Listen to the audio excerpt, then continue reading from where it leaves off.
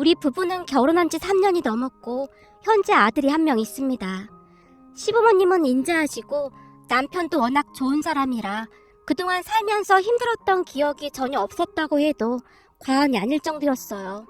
특히나 우리 시부모님께서는 잔소리 한마디도 하지 않는 그런 분들이시거든요. 처음에는 제가 뭘 할 때마다 좋다, 잘했다라는 말을 너무 자주 하셨기에 오히려 오해를 할 정도였는데요. 먼저 결혼한 친구들 이야기를 들어보면 대부분의 시부모님들은 겉과 속이 많이 다르다고 했으니까요. 시부모님께서 하는 말들은 절대 고지고대로 들으면 안 된다는 말까지 했었거든요. 그랬기에 저도 우리 시부모님을 오해하기도 했습니다. 하지만 시부모님은 지금껏 단 한 번도 그러한 행동을 하신 적도 없었고 제가 큰 실수를 해도 그저 웃어주실 뿐이었어요. 그런 시부모님께 반해버린 건 말할 것도 없었고요. 우리 가족은 그렇듯 잘 지내고 있었습니다. 결혼 후 얼마 뒤 우리 아들이 태어나면서 시부모님과 더욱 가까워졌으니까요. 그런데 한 1년 전쯤 서방님이 결혼을 하면서 집안이 시끌시끌해지기 시작했는데요. 순하디 순한 시댁 가족들에 비해 동서의 기가 엄청 셌다고 해야 할까요? 기가 센 것뿐만 아니라 그냥 좀 막무가내였어요.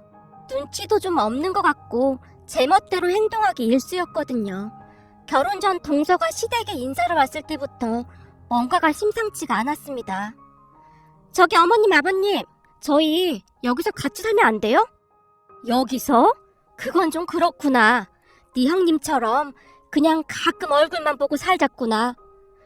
저희도 그러고 싶죠. 누가 시부모님이랑 같이 살고 싶겠어요? 근데 우리가 돈이 많은 것도 아니고 어머님, 아버님도 알다시피 이 사람 월급도 완전 조금 받잖아요. 그 돈으로 언제 집 사고 애 낳고 살겠어요? 한 1, 2년만 같이 살다가 분가할게요. 부탁이라고 하기보다는 그냥 막무가내로 통보를 하듯 동서가 말했어요. 여보, 당신 생각은 어때? 글쎄, 나도 같이 사는 건 좀 불편한데? 시부모님께서 영 탐탁지 않다는 듯이 동서와 서방님을 바라봤어요. 저희가 진짜 잘하면 되잖아요.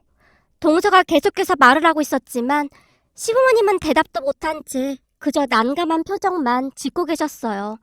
시어머님의 말씀에 따르면 그 뒤에도 며칠 동안 두 분을 졸라댔다고 했습니다. 어느 날 시어머니께서 제게 전화를 하셨거든요.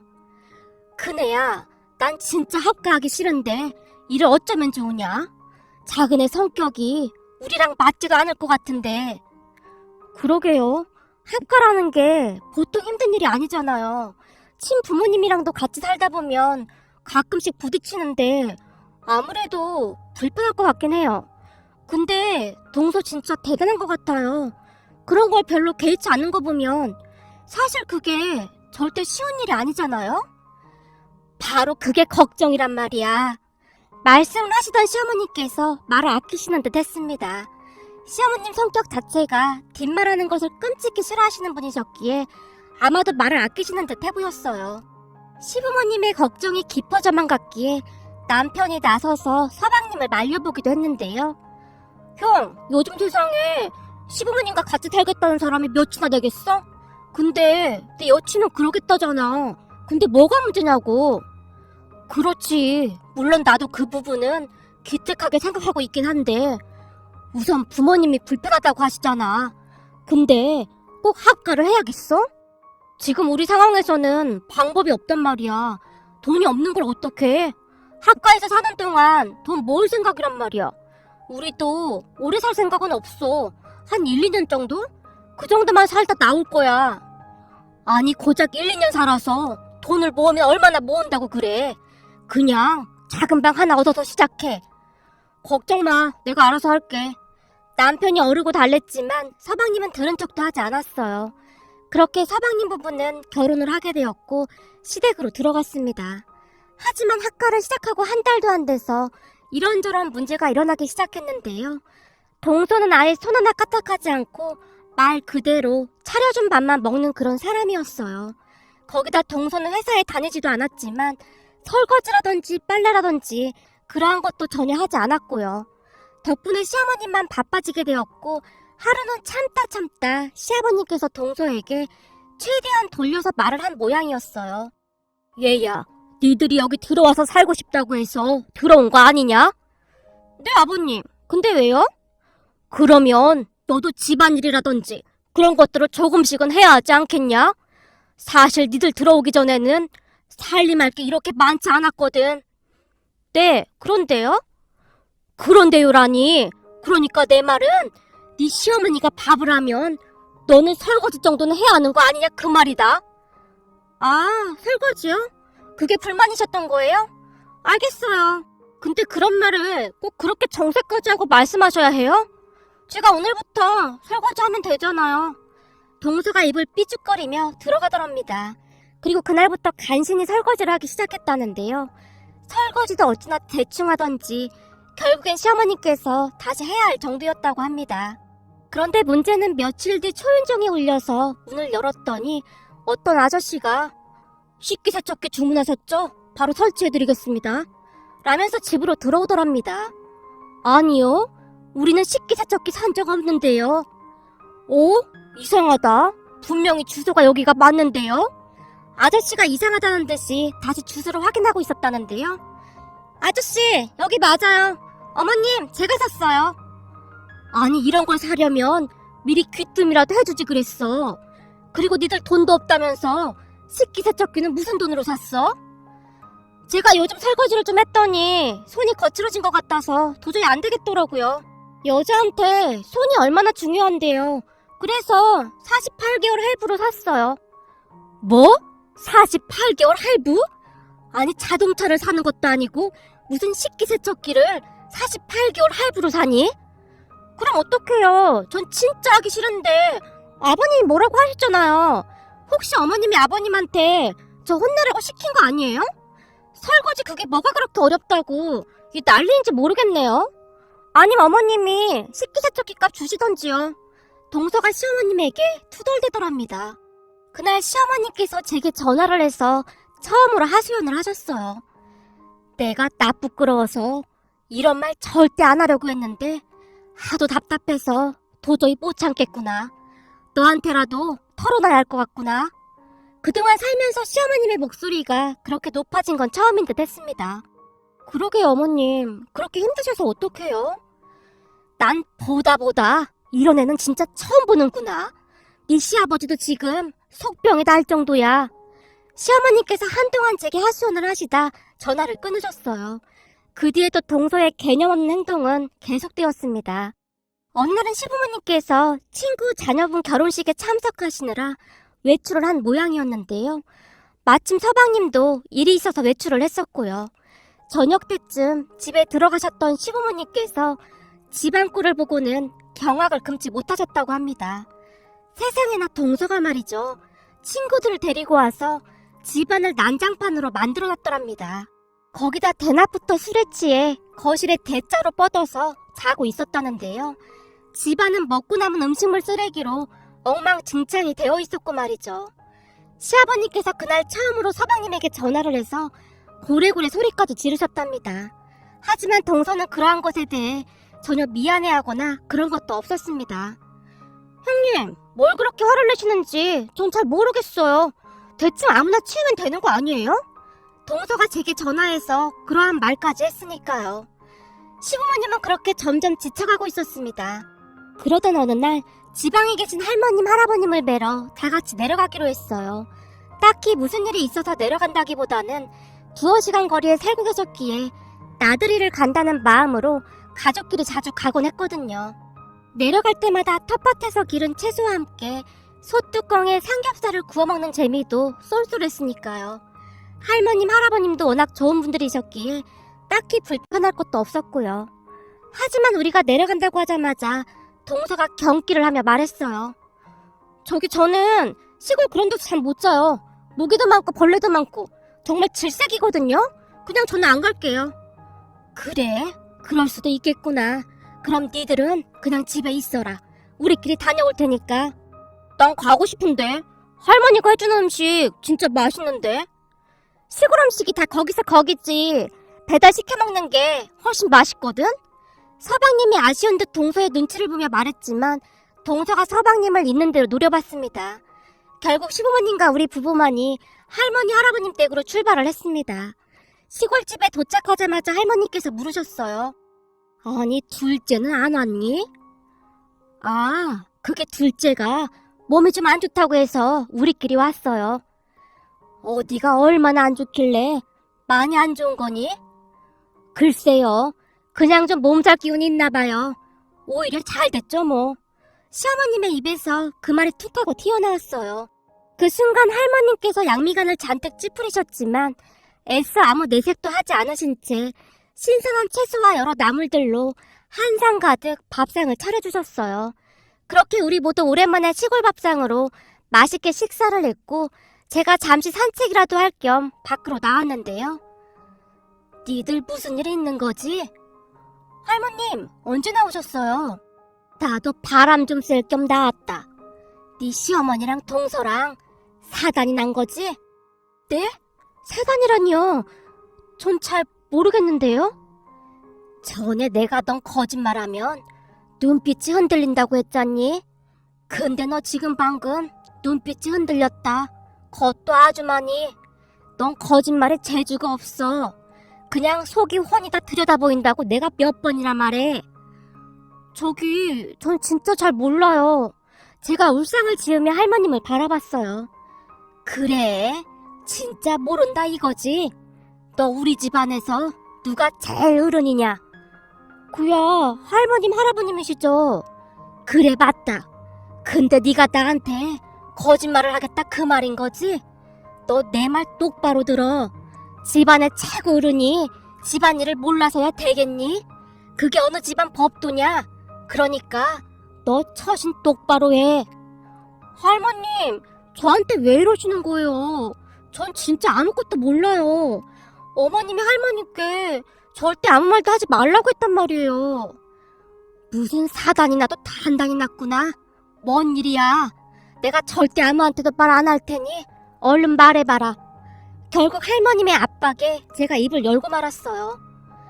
인사한다고 여기 내려왔을 때부터 내가 알아봤다.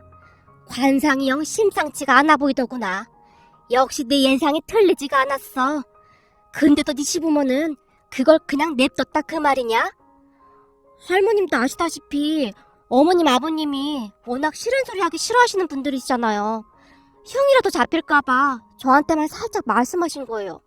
근데 어머님께서 진짜 답답하긴 하셨나봐요. 남 헐뜯는 얘기는 절대 안 하시는 분인데 저한테 하소연까지 하시더라고요.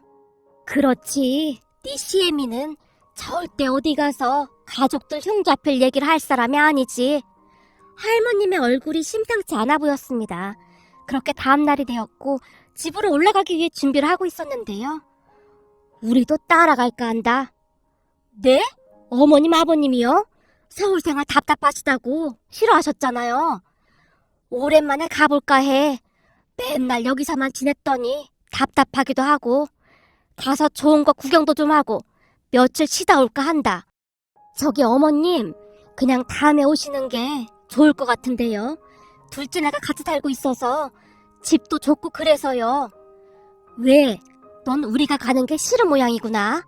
우리가 자주 갔던 것도 아니고 다른 사람도 아니고 네가 그렇게 말하니 아주 서운하구나. 우린 지금껏 널 친딸처럼 생각하고 있었는데. 어머님, 그게 무슨 말씀이세요? 어머님 아버님 모시고 올라가면 저도 심심하지도 않고 좋죠. 근데 지금 상황이 좀 그래서요. 혹시나 불편하시진 않을까 싶어서 그렇죠. 불편하긴 뭐가 불편해. 우리랑 네가 그런 사이는 아니잖니? 여보, 얼른 차에 타자고. 할머님께서 막무가내로 차에 올라타줬어요. 결국 할머님 할아버님까지 같이 올라오게 되었는데요. 올라오는 내내 시어머님의 표정이 많이 어두워 보였어요. 그리고 저는 졸지에 밀고자가 된 채 시어머님 눈치만 보고 있었고요. 그렇게 잠시 뒤 시댁에 도착을 했는데요.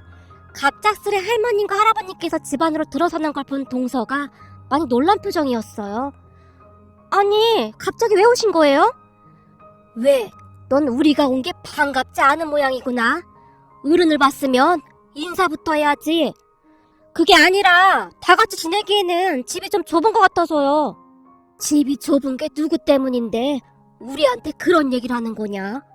그럼 넌 지금 집이 좁으니 늙은 우리 보고 나가라 그 말인 거냐?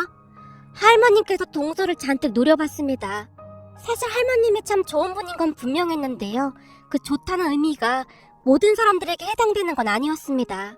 특히나 할머님께서는 개념 없고 예의 없는 사람들을 절대 그냥 두는 법이 없었습니다. 한마디로 말하자면 할머님과 시어머님은 성격이 전혀 다르지만 굉장히 잘 맞는 고부지간입니다.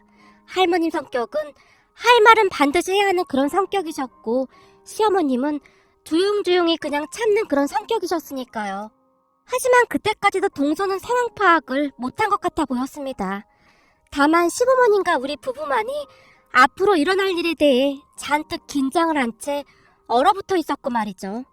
그렇게 동서를 향한 할머님의 참교육이 시작되었습니다. 우선 할머님께서는 배고프니까 밥 먹자 라며 주방으로 들어가셨는데요. 그런데 문제는 할머님의 말에 기분이 상할 대로 상한 동서가 방으로 쏙 들어가 버렸어요. 넌 왜 방으로 겨들어가? 나와서 음식하는 거 같이 도와야지. 네? 저요? 전 음식 잘 못하는데요? 그래? 그럼 넌 저녁밥 안 먹겠다 그 말인 거지?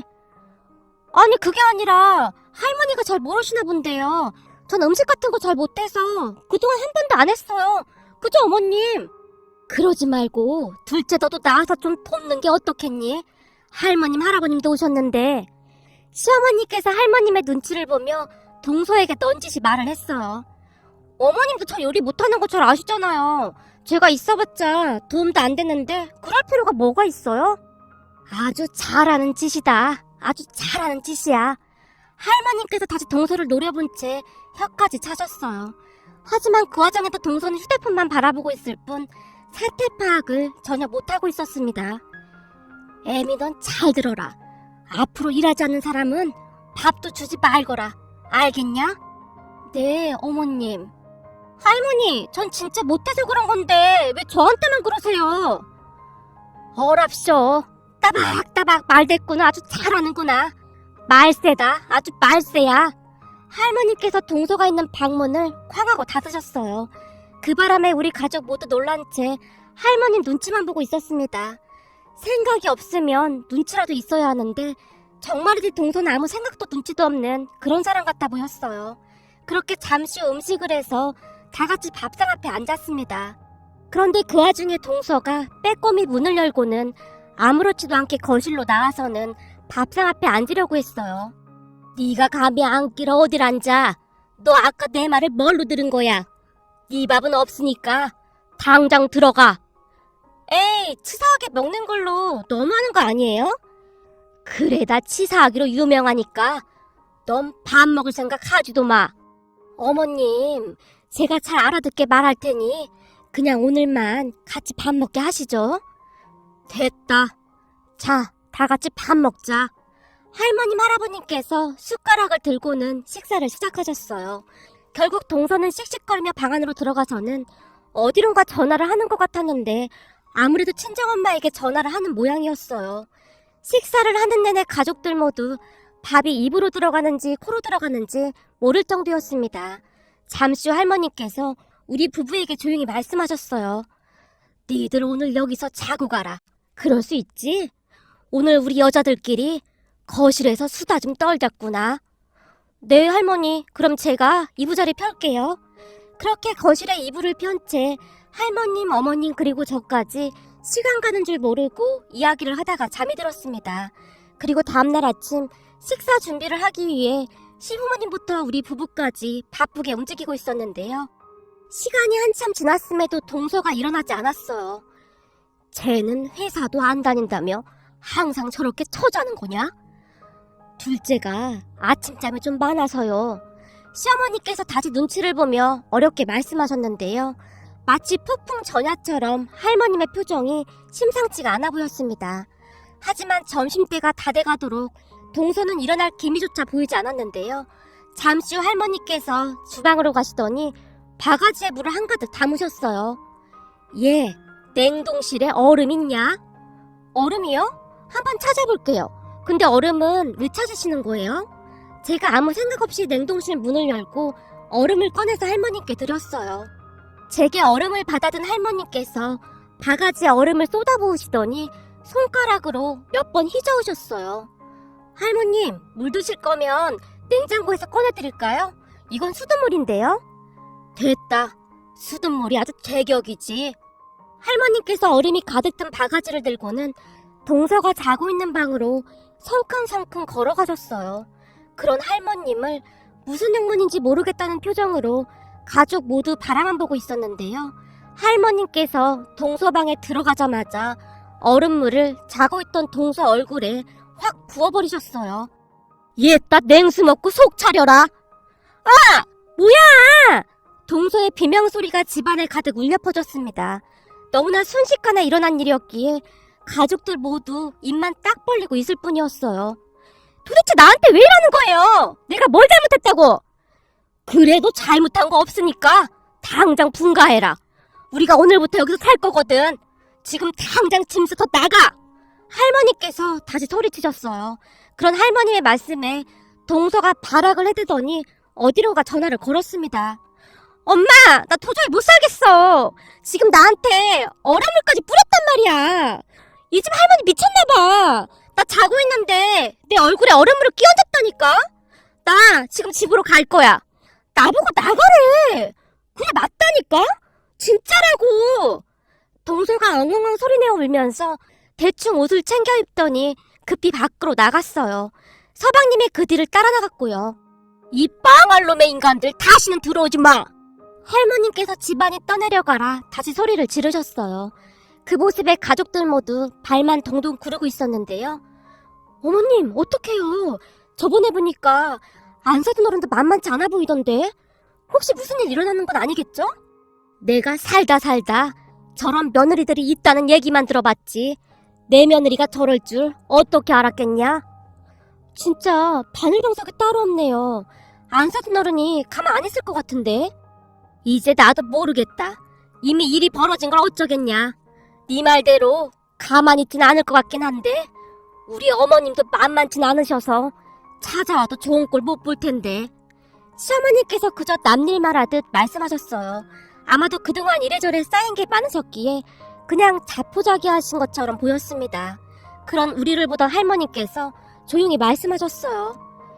그러게 내가 처음부터 뭐라고 했냐? 절대 집으로 들이지 말라고 했잖니. 넌 참 속도 좋다. 그동안 젖꼬라지를 어떻게 보고 참았어? 그러게요, 어머님. 다 제 잘못입니다. 잘 타일러서 가르치려고 했는데 아범이랑 제 힘으로는 어떻게 안 되더라고요. 동서가 나간 뒤 집안 분위기가 찬물을 끼얹은 듯 조용하기만 했지만 다들 티를 내지 않기 위해 노력하고 있었습니다. 그리고 몇 시간이 지났을까요? 아니나 다를까 우당탕탕 하는 소리와 함께 현관문이 열리면서 사돈! 너무하는 거 아닙니까? 사돈어른 그리고 동서와 서방님이 거실로 들어왔는데 맨 뒤에 한 사람이 더 들어오는 게 보였어요. 시어머님과 제가 잔뜩 긴장을 한 채 서로 손까지 잡으며 맨 마지막에 들어온 사람이 누구인지 뚫어지라 바라보고 있었어요. 아니 자고 있는 우리 딸한테 얼음물을 뒤집어 씌우다니요.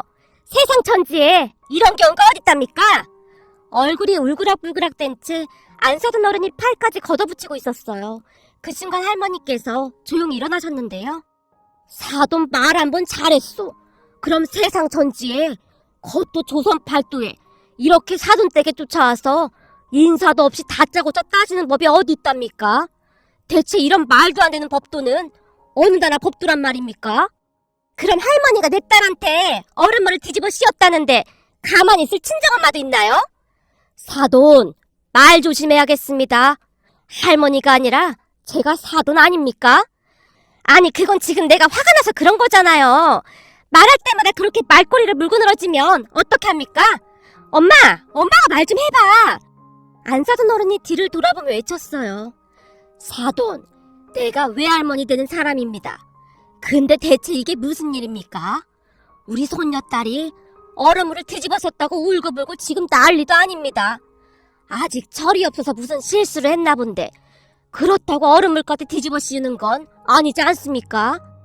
그래도 우리가 어른인데 그러기 전에 잘 가르쳐야 하지 않을까 합니다만. 예, 사돈께서 말씀을 꺼내셨으니 제가 한번 되물어 보겠습니다. 제 얘기 듣고 사돈이라면 어떻게 하실지 한번 말씀해 보시죠. 우선 둘째 손주 며느리가 굳이 합가를 하자고 해서 들어온 건 알고 계신 거죠? 그럼요. 형편이 안 좋아서 합가한다는 소린 들었습니다. 맞습니다. 그런데 집에서 살림만 하면서 손 하나 까딱도 안 하고 지 시어머니를 무슨 총처럼 부려먹는 며느리를 그냥 두고 봐야 한다 그 말입니까? 거기다 지 손으로 세탁기 한 번을 안 돌리고 음식 만들어 놓으면 앉아서 밥이나 먹고 설거지도 안 하는 며느리를 그냥 두고만 봐야 한다 그 말이시냐고요. 세상에나 시할머니 시할아버지가 올라왔는데도 점심때가 다 되도록 잠이나 자고 있는 며느리를 사돈은 어떻게 생각하십니까? 왜 얼음물을 끼얹었냐고요? 제가 처음부터 그랬겠습니까? 좋게 말했습니다. 근데 안 듣는 걸 어쩌란 말입니까? 그러니까 분가하라고 해도 안 하고는 왜 우리 아들 며느리 스트레스로 위장약까지 먹게 하느냐 말입니다. 사돈이 우리 입장이라면 어떻게 하시겠어요?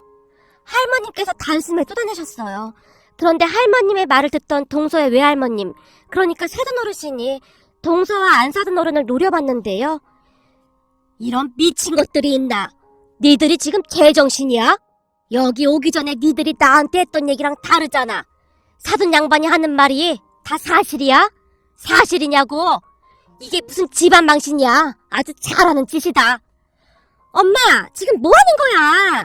저 집안 사람들한테 화를 내야지. 왜 우리한테 화를 내는 거야? 엄마 손녀딸이 자다가 얼음물을 뒤집어 썼다니까? 얼음물만 뒤집어 쓴 걸 다행으로 생각해 이거사. 나 같았으면 깃방망이까지 날렸어. 아유, 망신도 이런 망신살이 없다. 아니 어떻게 시할머님 할아버님까지 계신데 한나절을 쳐자고 있어. 그것도 직장도 안 다니는 전업주부가. 한심한 것들 당장 사과드려. 그리고 넌 원룸을 구하든지 지하세방을 구하든지 당장 분가해.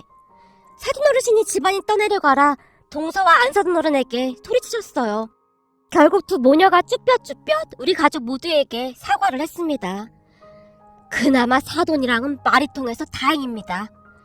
그런데 우리 가족은 둘째 손주 며느리 다시 보기 힘들 것 같습니다. 지금껏 해도 너무했습니다. 아이고 사돈, 우리가 잘못했습니다. 이게 다 제가 부덕해서 생긴 일입니다. 부디 한 번만 용서 좀 해주십시오. 우리 손녀는 제가 데리고 있으면서 제대로 가르쳐 보겠습니다. 제가 입이 10개라도 드릴 말씀이 없습니다. 부디 한 번만 용서해 주세요. 동서 외할머님의 말씀은 진심이신 듯해 보였어요. 순간 눈에 눈물까지 고여 있었으니까요. 그 뒤 서방님과 동서는 짐까지 싸서 외할머님께 끌려나갔고 한동안 시댁 근처에 얼씬도 하지 않았어요. 서방님과 동서가 끌려나가던 날 할머니께서 둘을 보며 고개를 절레절레 저으셨어요. 애미야, 넌 제가 바뀔 것 같으냐? 아직 잘 몰라서 그러니 사돈 어르신이 잘 가르치면 바뀌지 않을까요? 아니다. 절대 바뀔 애가 아니야. 옛말에 절대 사람 고쳐 쓰는 게 아니라고 하잖니? 그 말이 왜 있는 줄 아냐? 이 천성이라는 건 잘 바뀌지 않기 때문에 그런 거야. 아마도 둘째 며느리는 안 바뀔 거다. 그러게요. 어머님 말씀처럼 천성이 그렇게 쉽게 바뀌는 건 아니죠. 그래서 말인데 둘째 천성이 바뀌길 기다리는 것보다 네가 배우는 게 더 나을 것 같다. 제가요? 저보고 뭘 배우란 말씀이세요? 너는 너무 순에 빠져서 문제야. 오늘부터 내가 하는 걸 잘 따라서 하면서 연습하란 말이야. 할머님께서 작정이라도 하신 듯 시어머님 옆에 딱 붙어 앉으셨어요. 그리고 할머니께서 시어머님에게 심각한 표정으로 말씀하셨어요. 자, 듣고 내 말투를 따라해봐라. 아니, 아주 똑같이 흉내를 내야 한다. 어머님 말투를요? 그게 무슨 말씀이세요? 애미 너 이대로 넋 놓고 있다가 나중에 또 당할까봐 그렇지. 그것들이 며칠 있다가 분명히 다시 겨들어올 게야. 이참에 그것들을 그냥 내쫓아버려야 한다 그 말이다. 예? 어머님, 제가 그런 걸 어떻게 해요? 그것도 해본 사람이나 하는 거지. 저 싫은 소리 못하는 거 잘 아시잖아요. 그니까 내가 가르쳐준다 하잖니. 지금부터 잘 듣고 따라해봐. 그렇게 할머님과 시어머님의 이상한 교육이 시작되었습니다. 그런 두 분의 모습에 어찌나 웃음이 나오던지 가족 모두 새어나오는 웃음을 참느라 눈물이 날 지경이었어요. 잘 듣고 따라해봐. 야, 이 망할 놈의 인간들아! 아유, 그 어려운 걸 제가 어떻게 해요?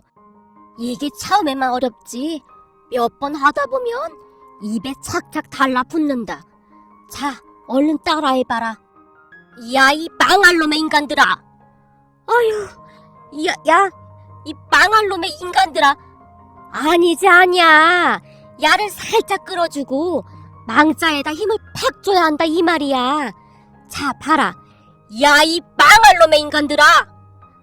야, 이 망할 놈의 인간들아! 입만 그렇게 하면 하나도 안 무섭지. 눈에도 힘을 팍 줘야지. 자, 나처럼 한번 해보거라. 할머니께서 순식간에 눈을 치켜뜨고는 시어머님을 노려보셨어요. 어머님, 지금 저한테 화나신 거 아니시죠? 갑자기 그게 뭔 소리냐? 아니, 어머님 눈이 너무 무서워서 못 쳐다보겠어요. 그래, 바로 그거야. 그런 눈을 만들어야 하는 거야. 무서워서 눈도 못 쳐다보게. 할머니께서는 아주 작정을 하신 듯 시어머님을 교육시키셨어요. 처음에는 어색해서 어쩔 줄을 몰라 하시던 시어머님께서 하루 이틀이 지나면서 조금씩 나아져갔는데요. 며칠 후 제가 다시 시댁에 갔더니 시어머니께서 제게 물었어요. 큰애야, 어떻니? 나 좀 무섭니? 확실히 예전보다는 많이 좋아지셨어요. 근데 조금 더 연습을 하셔야 할 것 같아요. 그래? 많이 좋아졌어?